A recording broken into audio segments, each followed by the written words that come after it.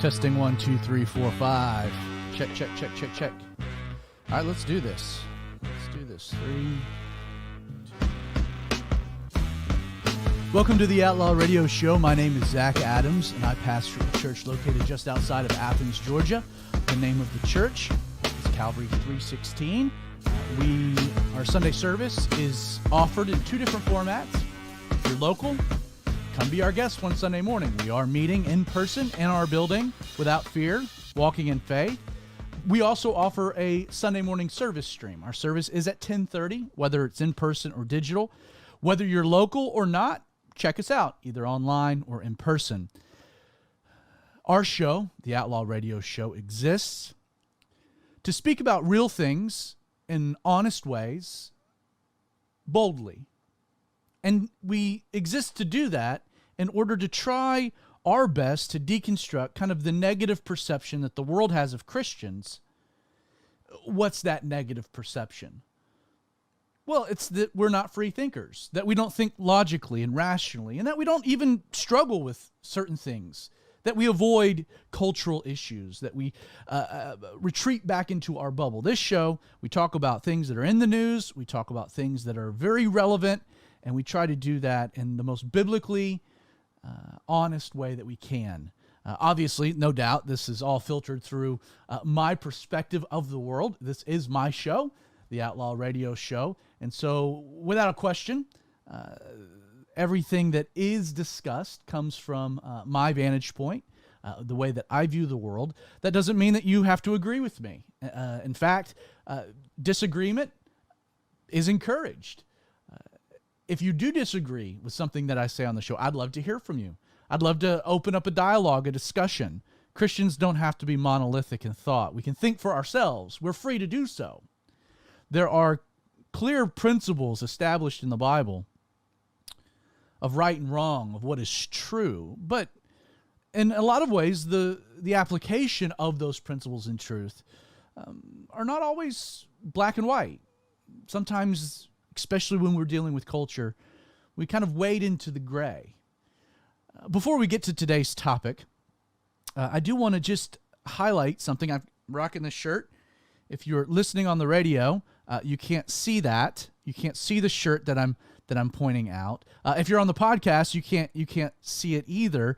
Every episode of the Outlaw Radio Show, in addition to airing on the radio, your local dial, it's podcasted. Wherever you get podcasts, from Apple Podcasting to Google Play, Spotify as well.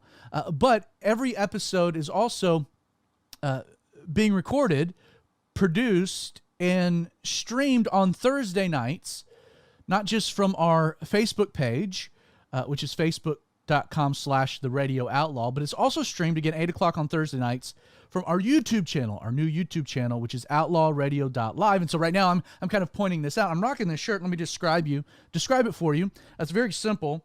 It says, "Truth, preach it." I love it.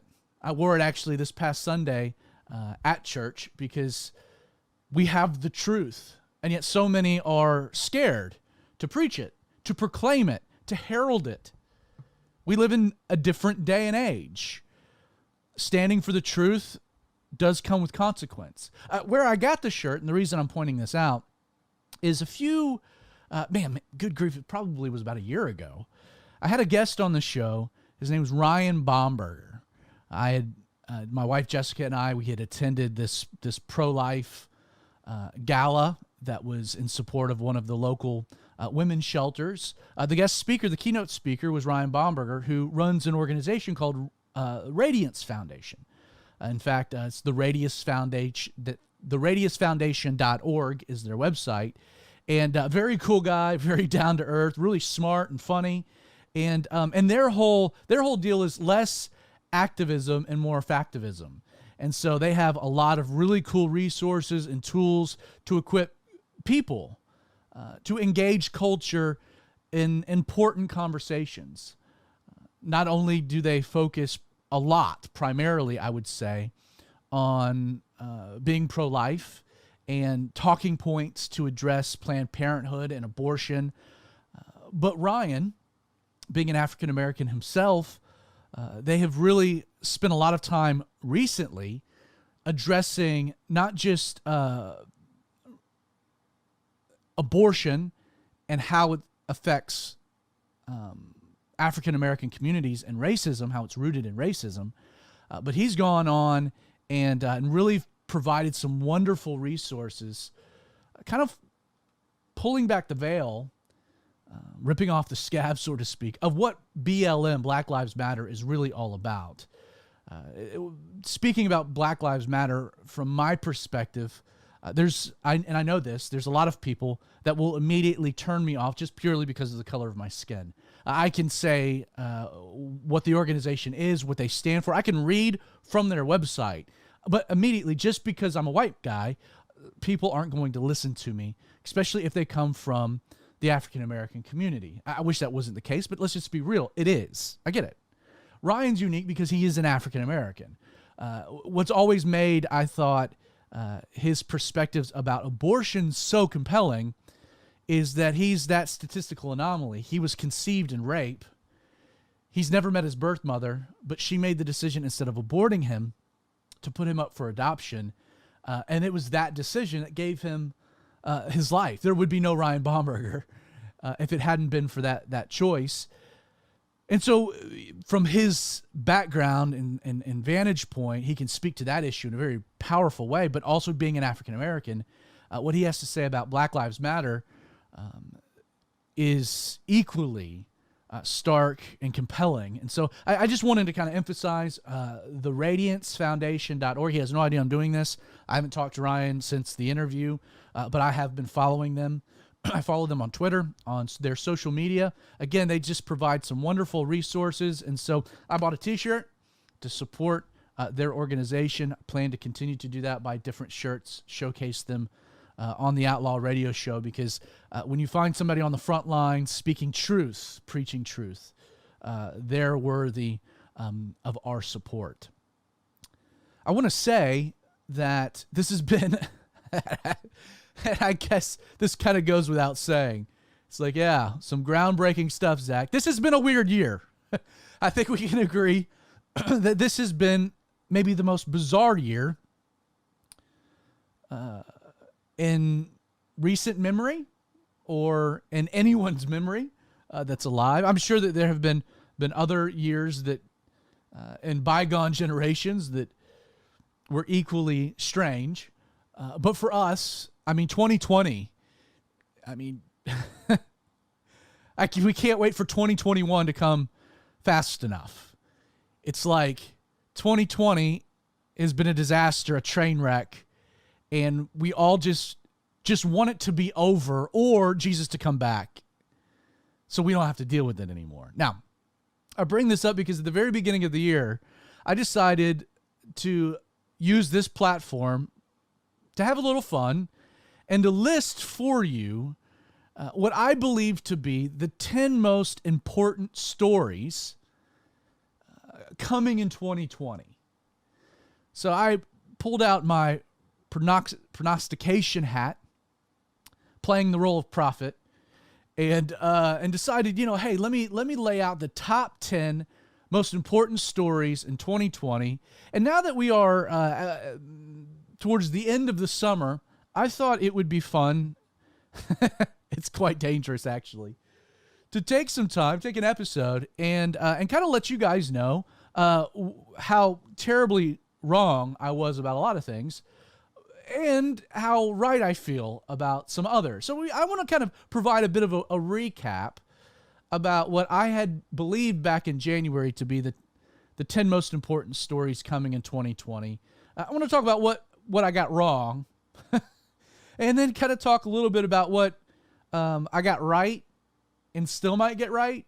And then I want to kind of wrap things up today by talking about what I completely missed, what I was nowhere close about, just the stories that had no idea were coming. Number one on my list is that I speculated that it would be in 2020 that we would finally see the beginning of the end of Roe versus Wade. That this Supreme Court case that effectively circumvented the legislative branch writing into the Constitution an inalienable right to be able to abort a fetus, a child, that we would see this finally begin to end. And the reason, primarily, is that, again, during President Trump's term, we have witnessed 2 Supreme Court justices nominated, confirmed, put on the court. 2 men that we believe, as far as at least evangelicals are concerned, to be pro-life, that would fall on the side of eroding Roe versus Wade. Now, one of the justices that was replaced was already on our side, Justice Scalia. So Gorsuch was appointed to replace Scalia, and that was just replacing one conservative with another. No big change. However, Justice Kennedy retired, and therefore Brett Kavanaugh, at least from our vantage point, would take the place of who has been historically the swing vote, the deciding vote, when it came to any court case dealing with abortion at all. So from our perspective, Justice Kennedy, who had always sided in support of Roe versus Wade, retires. He's replaced with Kavanaugh, and Kavanaugh is going to be the swing vote in our favor, so this will be the year.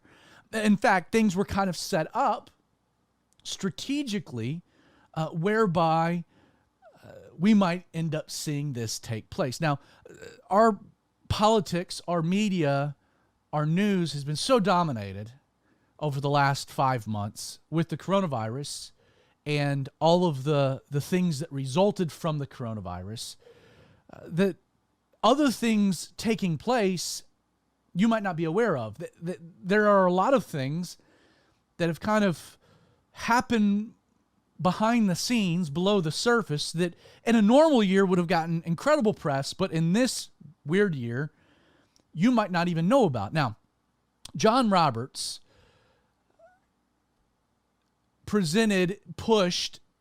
set up a court case this year dealing with a New Orleans law, a Louisiana law, that would require any abortion clinic to have a physician with admitting privileges at a hospital at least within 30 miles. Now, you would think if you were going to an abortion clinic and you're having a serious procedure done, that in, heaven forbid, the likelihood something go wrong, that the presiding physician would be able to get you quickly to a hospital and admit you.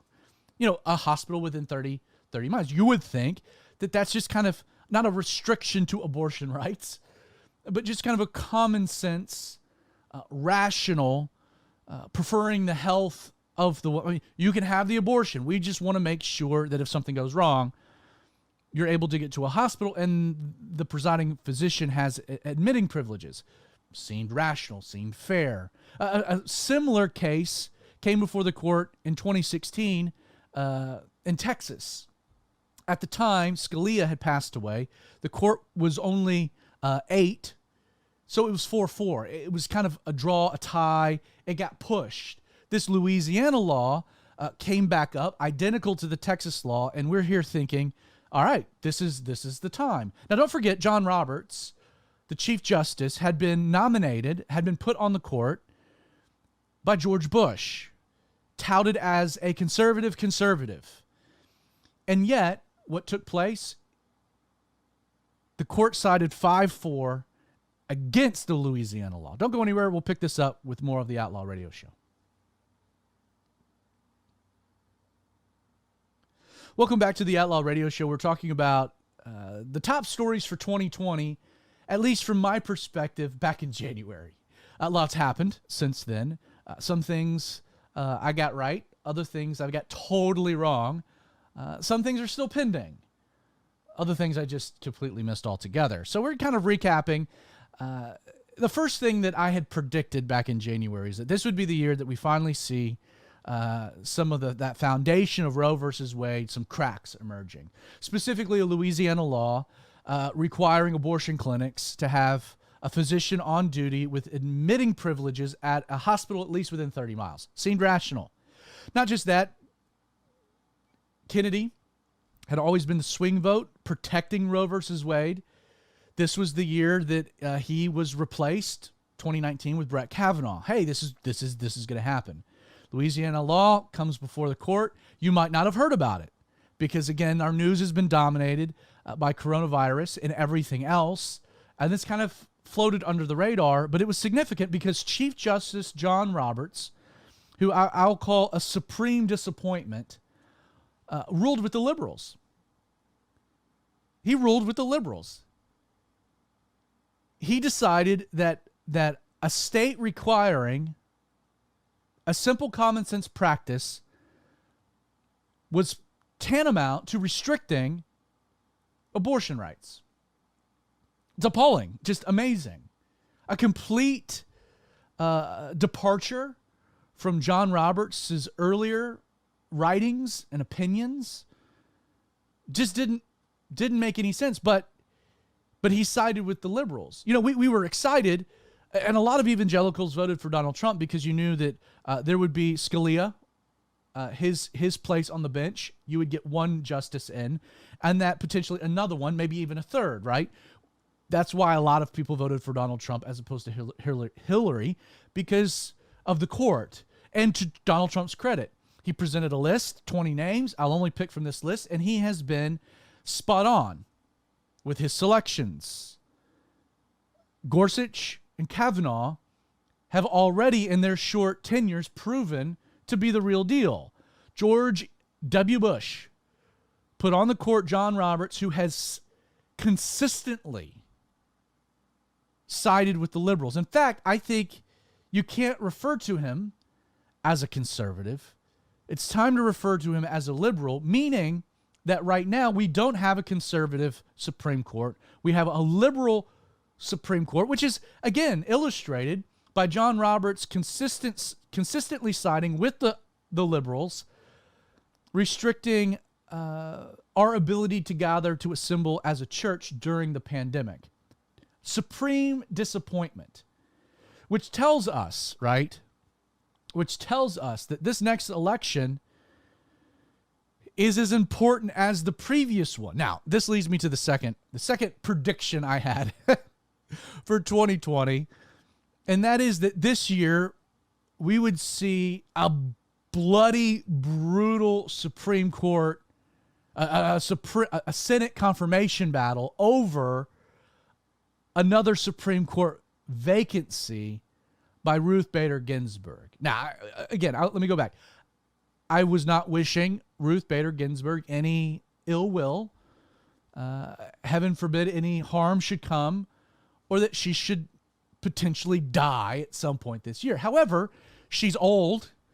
She's had several bouts of cancer. She's pretty feeble. And just, again, playing things out, I wasn't so confident that Ruth Bader Ginsburg was going to make it to the summer. In fact, even recently, to a lot of people's surprise, I mean, she's, again, been in the hospital. Cancer has come back. I mean, you got to give her props. She's a tough cookie, and she's not going to go easily, and she's remained on the court. And my guess would be is that if Biden were to win in November, that Ruth Bader Ginsburg will immediately retire, knowing that Joe Biden will replace her with a liberal. And again, Ruth Bader Ginsburg is a major deal because if she were to step off the court during a President Trump administration, she would be replaced by a conservative, which would, at least at that juncture, shift the tilt of the court 5-4 because Roberts seems to have abandoned his conservative principles. Now, I would say that anything can still happen. Maybe I got this one right. Maybe I didn't. As of right now, that doesn't look very good. The Supreme Court is not in session. We are getting closer to an election. Could it be that if something did happen to Ruth Bader Ginsburg between now and November 3rd, would Trump nominate someone? I think he would. Would the Senate, would Mitch McConnell, would they dare try to quickly ran through a replacement, potentially. And if that were to happen, I mean, you want to talk about chaos in the streets. If you want to talk about buildings getting burned, people being hurt, things being torn down into, that's already happening. But I mean, if you want to extrapolate that, America would be on fire, but I wouldn't put it past Trump, nor would I put it past Mitch McConnell. But it seems as though Ruth Bader Ginsburg is going to hold on. That said, there's no question, 4 more years, you'll replace her and Sutter. There's also another staunch liberal. Just because of his age, doesn't seem that 4 more years. And then Clarence Thomas might retire. I mean, Donald Trump could really have 3 more picks in the next 4 years, or Joe Biden. And so that should influence the way you consider your vote and influence who you vote for president. Because, again, it is the president who nominates the justices. It is the Senate that confirms them. And now you don't need 60 votes in the Senate. That ship has sailed. You just need a majority of 51. So things get very interesting. Number 3 on my list was that there would be a Senate impeachment trial of President Trump that would in turn expose Democratic corruption. Now, I was right in the sense that there was a Senate impeachment trial. In fact, Donald Trump was impeached. We forget that. Again, this was late January, February. When we should have been aware of spreading coronavirus, the Democrats were pulling the president and they had this show trial. No Republicans in the House approved this. Only one Republican senator approved it, and that's Mitt Romney, who should be impeached himself. One big political regret of my life at this juncture is that I cast a vote for that snake, Mitt Romney. I held my nose even then because of his religious beliefs. The fact that he's, a believer in holy underwear. But I held my nose against Supreme Court. But man, what a loon. It was interesting though, because if you watched the impeachment trial, I mean the Democratic corruption of Adam Schiff, this whole thing dealing with a phone call about Ukrainian politics and potentially looking into the corruption of Joe and his son Hunter Biden. I mean, it did expose Democratic corruption. The problem is that our media is so warped, so tainted, that none of that was on display. The interesting thing, we are approaching a presidential election. Do you hear anyone talk about at all the fact that Donald Trump earlier this year was impeached? Not one word. In the midst of this Democratic convention, not one word about him being impeached. Why? Because it's toxic and it doesn't poll well. Number 4 on my list was that U.S. Attorney John Durham would release a report dealing with the origins of the Russia investigation, Crossfire Hurricane, and it would become the largest political scandal in our nation's history. I prognosticated that AG Bill Barr and this report would lead to even maybe the potential arrests of Comey, McCabe, Rosenstein, Peter Strzok, John Brennan, James Clapper, maybe even Samantha Power. Again, this could still be a decent prediction. There is still time. It's got to happen before November, because if there is a transition of power, this will get buried. You'll hear nothing of it at all moving forward. But John Durham, there's already been one arrest. Again, falsifying documentation. Not a big player, but he had a plea deal. So he's probably not going to serve time. Pled guilty. Reading the tea leaves, maybe he's flipped and will be used for larger fish, bait for larger fish. Who knows? That being said, if you look into the origins of the Russia investigation, I'm of the opinion that it goes all the way up through Susan Rice, through Joe Biden, who was vice president at the time, and was more than likely spearheaded by Barack Obama, the present sitting president, not just over his hatred of Trump, but his disdain for General Michael Flynn. Again, you can look into that a little bit more on your own, but that one, number 4, it's still out there. Number five is that Donald Trump would win the 2020 presidential election in an electoral landslide. Now I'm going to unpack that a little bit because on the surface, you might be thinking, that's crazy. You got that one wrong, Zach. I'm not so sure. Before we reach this break, I do want to let you know that one of the most important aspects of the Outlaw Radio Show is our desire to connect with you, the audience, those of you that are listening or watching. If you have any questions about something said on the show, you want to challenge anything that you didn't like, an opinion I shared you disagreed with, if you want to submit topics for me to address in a future episode, there are several ways you can reach out to me. info@outlawradio.org. That's our email address. Facebook.com/The Radio Outlaw. Or you can reach us, our Twitter handle, @radio_outlaw. You can find all of that information at outlawradio.org.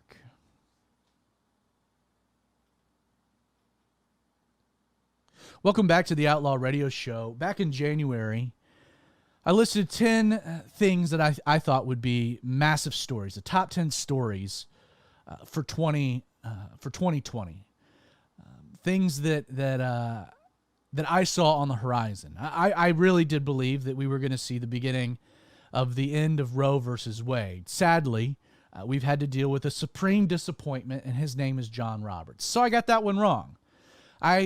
If you've listened to this show for a longer period of time, I have historically tried to give John Roberts a bit of the benefit of the doubt. That being said, he's a liberal.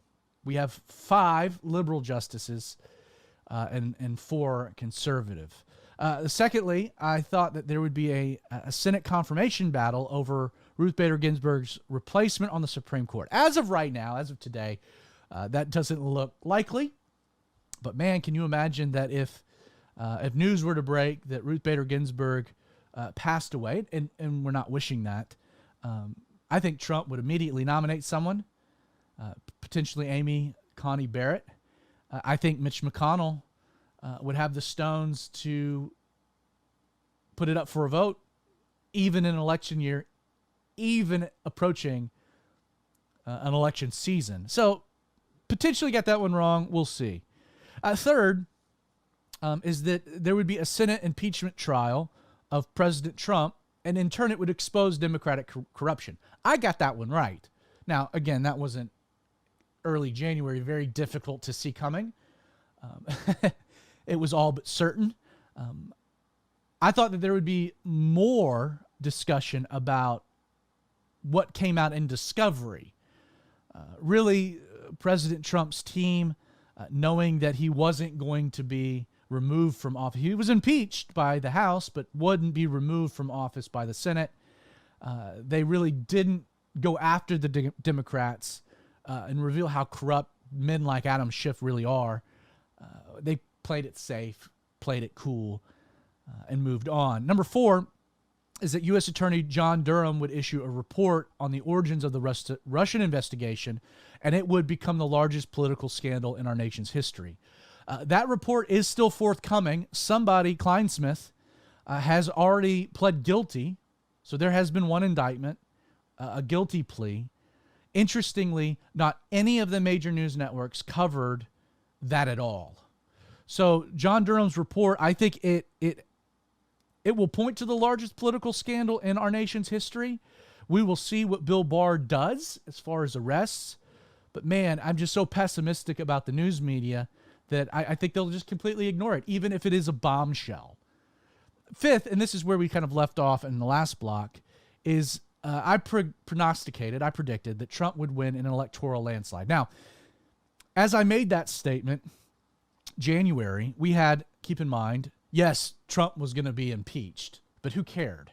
The economy was roaring. The market was clicking on all cylinders. His approval numbers were huge. It's very difficult to take, it's difficult to gain victory over an incumbent anyway. It's why you look back. Obama served 2 terms. Bush served 2 terms. Clinton served 2 terms. I mean, you have to go all the way back to, George Bush the senior, someone that only served a 4-year term. Before that, you had Ronald Reagan 8 years and Jimmy Carter. The point being, it's very difficult to beat an incumbent anyway. Even in January, you're looking at Joe Biden as the possible nominee, or Bernie Sanders. Like, you're looking at the field and you're like, nope, not going to happen. Now, in 2016, Trump won electorally. It was 306 to 232. So, I mean, it was an electoral landslide. Hillary got trounced. The reason for this is that Trump carried Pennsylvania, Florida, Ohio, Wisconsin, Iowa, North Carolina, and Michigan. All states, by the way, that Obama carried in 2012. Not only do I believe that he would carry those states again, I think he was going to win Colorado. There was only a 2% difference. Nevada, again, a 2.5% difference. Minnesota, a 1.5% difference. And New Hampshire, Hillary only carried New Hampshire by 0.37%. Maybe even Arizona. I was predicting an electoral landslide. Again, if Trump won those states that I mentioned, the electoral college would be 335 to 203.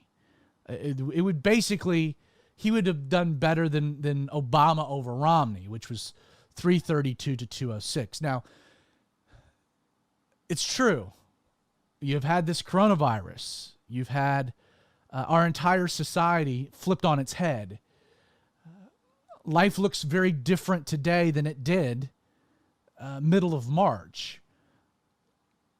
We have poll upon poll upon poll saying that Donald Trump is down double digits, that he has no chance to win. I still disagree.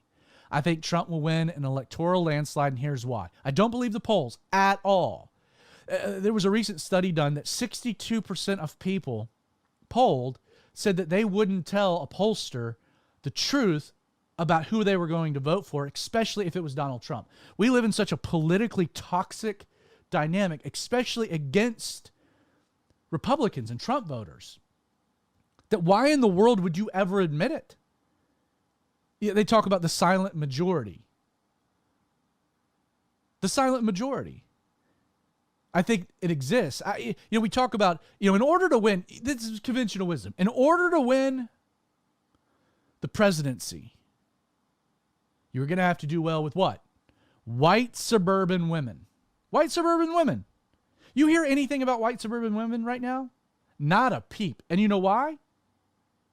Because how do you think white suburban women feel about the schools being closed? How do you think white suburban women feel about the violence in the inner cities? What do you think about how white suburban women feel about Kamala Harris or Joe Biden? Again, I think the polls are complete. I heard Kushner the other day point out that a lot of these polls are only weighting a 24% turnout of Republicans. Not going to happen. You're going to have a massive turnout. All of the energy is on Trump's side.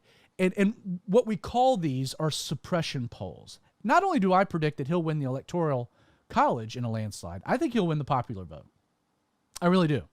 So we'll see. We'll revisit that.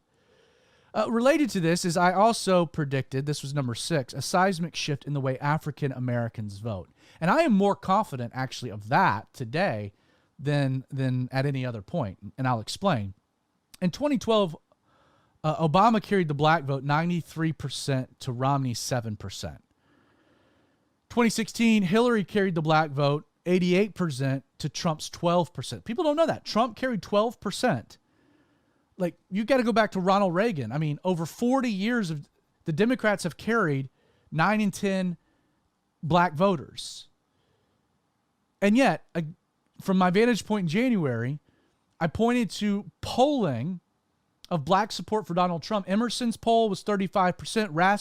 Rasmussen was 35%. Marist was 33%. Even a CNN poll had it at 26%. Now, Black Lives Matter, this movement, becomes a huge story here in the summer. Donald Trump's poll numbers among African Americans is increasing because the cities, the communities being ravished by Antifa, being burned, the businesses that are, these are African American communities. Defund the police is an incredibly unpopular policy in African American communities. You have white liberals that are calling for the defunding of the police, not low-income African Americans who want more police because of the violence in their communities. Donald Trump is proving to be the law and order candidate, and I think you might see a move, a seismic shift in the way African Americans vote away from the Democratic Party. Donald Trump passed the criminal justice reform. Huge. Something Obama was never able to accomplish or even attempted to accomplish. President Trump is the one speaking. He brought black unemployment to an all-time low. Again, I might be crazy, and that might be wishful thinking. But I think Joe Biden makes the comment that you're not black if you don't vote for him. The black friends that I have, that did not play very well. You've got Leo Terrell, who has been a Democrat his whole life, out there adamant that black people need to vote for Donald Trump, and he's going to for the first time in his life. I'm just saying, like, something is happening, and the polling number's up. And then they appoint Kamala Harris to be the VP pick, who was the worst campaigner of the Democrats and who is incredibly not popular in African American circles, especially with African American men. Again, I think I still feel pretty good with that. Don't go anywhere. We'll finish all this up. You're listening to the Outlaw Radio Show. Welcome back to the Outlaw Radio Show. I'm talking about the top 10 stories I had laid out back in January for 2020, and thought it would be fun here late summer to kind of recap, see, what I've gotten wrong and what I've potentially gotten right.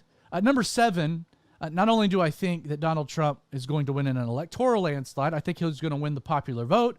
I think you're going to see a seismic shift in the way that African Americans vote. Let me add one thing to that. I ran across this article literally this morning from Julian Castro, who is, the headline is Democrats rapidly losing Latino support. Says leftists have taken Latino vote for granted. So many of these Latinos that made it to America from Latin American countries, they came here fleeing socialism. They came to America seeking opportunity. They know what socialism is. They know what it looks like. I think you could see Donald Trump carry 70% of the Latino vote. Again, I think electoral landslide, wins the popular vote going away. And number 7, I think that there's a red wave. Because if that happens, if I'm right, then you're going to see the GOP take back the House and maybe even land a supermajority in the Senate. And then I think some incredible things are possible moving forward. We could deal with some big issues. Number 8, and I think that I will be right on this regardless, but there will be violence. No matter who wins on November 3rd, it might be December. No matter who wins, they won't have won. You know that, right? This whole mail-in voting thing, this whole people not going to the polls, this is a setup, man. If Joe Biden wins, Donald Trump will absolutely come out and say that there was rampant voter fraud with these mail-in ballots. And there will be court cases It'll be challenged. It will be a mess. On the flip side to it, if Donald Trump wins, the Democrats will immediately call out for voter suppression. You see this trap already being laid with the Postal Service. Well, Trump was cutting money out of the Postal Service. You know the policies about the Postal Service were instituted back in 2014 to be phased in. These were Barack Obama's policies being phased. Donald Trump has had nothing to do with the Postal Service, and yet they're already trying to say and cast doubt about the election. They did this in 2016 with the Russian collusion hoax. No matter who wins, half of Americans won't accept the results. I fear for America. I really do. I fear for America. Number 9, I predicted that more churches will close in America and more churches will be launched in America in 2020 than any other year in church history. I would say that I was right and wrong. It is true that we will probably see 2020 as being the year where more churches close than maybe in any other year in American history. And a lot of that will be due to the coronavirus. We've already seen massive numbers of churches have to shutter because they just don't have the funds to operate. It's very difficult to run a church when you can't open the doors. And a lot of churches just weren't prepared or able to quickly switch to a digital format when the pandemic hit. So more churches probably will close this year than any other year. More churches being launched. I mean, how in the world are you launching a church right now? I mean, I think that one's probably off. We will see more churches close, but I don't think we'll see more churches open. Number 10, I got spot on. Your year will have highs and lows, but Jesus' love will never change. That was a safe pick. Now, let me just, with the few minutes that we have remaining, let me talk about what I didn't see. And I'm going to work kind of backwards from the least obvious to the most obvious. I did not see a historic peace agreement being reached in the Middle East. Incredibly, Donald Trump has been successful in accomplishing something that hasn't been done ever. Now, it's true that there are Middle Eastern Arab Muslim countries that do recognize Israel. 2 of them being Egypt and Jordan. They were kind of forced into that by losing certain battles. King Abdullah and Jordan, that's a different story. As far as the Arabian Peninsula, none of those countries have even recognized that Israel exists, yet alone diplomatic relations. And yet, incredibly, the United Arab Emirates on August 13th releases a statement along with the state of Israel and the United States, not just recognizing Israel and her right to exist, but opening up full and complete normalization of relationships, meaning the opening of embassies, of travel, of commerce. Now, it is true the United Arab Emirates of the Arab world are probably the most progressive, the most modern. But this really opens the door, potentially the floodgates, to other countries jumping in. Mainly, and the big one, will be Saudi Arabia. And if you can have a Saudi, Arabian, United Arab Emirates, Israeli connection, Iran will be very threatened. I didn't see the riots and the anarchy in the streets. Didn't see that one. I mean, really, I watch the news right now, and I don't know if you feel the same way, but I'm disgusted. I mean, literally sickened by what is taking place in the streets of major American cities like Portland and Seattle, even Atlanta. The complete disregard for law and decency. Innocent business owners losing everything. People getting pulled out of their vehicles and viciously beaten. I mean, we have mob rule in America. I wouldn't go to downtown Atlanta right now. Honestly, I wouldn't. Absolutely not would I go to Portland. Where are the Christian leaders in these cities condemning this stuff, speaking out against it? We have anarchy in the streets. It is Antifa, but don't be mistaken, it is also Black Lives Matter. And people want to say, oh, they're peaceful protests with some bad actors. No. For maybe 2 or 3 days after George Floyd's death, we might have seen an organic, peaceful protest. That lasted 2 days, and it became anarchy. It is the militant wing of the Democratic Party trying to shut up the other side. Number two, I mean, this is huge, but the complete abandonment of our constitutional rights. The coronavirus. Didn't see it coming. I mean, who did? A pandemic. No one really. In January? Early January? No one would have predicted that the entire economy would get shut down. The market would drop 10,000 points. The unemployment, a third of Americans would be unable to go to work. We'd have shelter-in-place mandates. Schools would be closed, not just in the spring, but also in the fall, that all major American sports would be put on hold, that Ohio State wouldn't be playing football in August. I mean, no one would have been able to have predicted that. The fallout. The fact that the airline industry will never look the same. No one saw it coming. But the abandonment and fear of our basic constitutional rights, the right of assembly and worship, free speech. I mean, we have handed over our rights as Americans out of fear. The government was able to use an emergency declaration to strip you of the Bill of Rights. And my friends, that's very dangerous. Well, you've been listening to the Outlaw Radio Show. If you like what you heard, I encourage you to do a few things. If you're listening on the radio, contact your radio station. Thank them for carrying our programming. If you're listening on our podcast, thank you so much. Leave us a review. If you'd like to find our podcast, just go to outlawradio.org. Check us out. YouTube, outlawradio.live. Once again, my name is Zach Adams, and I hope you join me this time next week for more of the Outlaw Radio Show.